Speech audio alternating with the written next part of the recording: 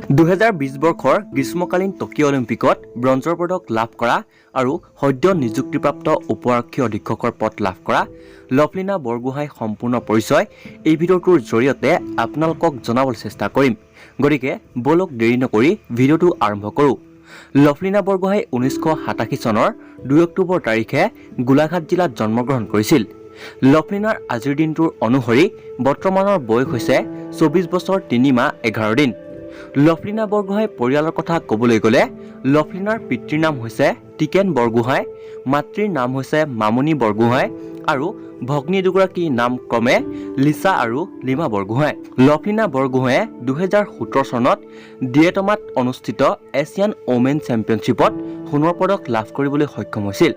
পুনৰ 2017 বৰ্ষতে আস্তানাত অনুষ্ঠিত প্ৰেচিডেণ্টছ কাপত ব্ৰঞ্জৰ পদক লাভ কৰিবলৈ সক্ষম হৈছিল। 2018 বৰ্ষত সোণ, ৰূপ আৰু ব্ৰঞ্জৰ পদক লাভ কৰিবলৈ সক্ষম হৈছিল আৰু শেষত লভলিনা বৰগোহাঁয়ে 2021 বৰ্ষত টকিঅ' অলিম্পিকত ব্ৰঞ্জৰ পদক লাভ কৰি সমগ্ৰ অসমবাসীকে গৌৰৱান্বিত কৰিছিল। আৰু লভলিনা বৰগোহাঁই হৈছে অলিম্পিকত যোগ্যতা অৰ্জন কৰা অসমৰ প্ৰথমগৰাকী মহিলা। আৰু কালি অৰ্থাৎ 2022 বৰ্ষৰ 12 জানুৱাৰী তাৰিখে অসম চৰকাৰে লভলিনা বৰগোহাঁইক উপ-আৰক্ষী অধীক্ষকৰ পদত নিযুক্তি প্ৰদান কৰে। আৰু লভলিনা বৰগোহাঁই শিক্ষাগত অৰ্হতাৰ কথা ক'বলৈ গ'লে উচ্চতৰ মাধ্যমিক পাছ কৰিছে। আৰু আজিৰ এই ভিডিঅ'টো ইমানেই আছিল। যদিহে ভিডিঅ'টো চাই ভাল পালে তেন্তে ভিডিঅ'টো লাইক এটা কৰি দিব আৰু লগতে ভিডিঅ'টো যিমান পাৰে শ্বেয়াৰ কৰিব। চেনেলটো ছাবস্ক্ৰাইব কৰিবলৈ একেবাৰে নাপাহৰিব। ধন্যবাদ।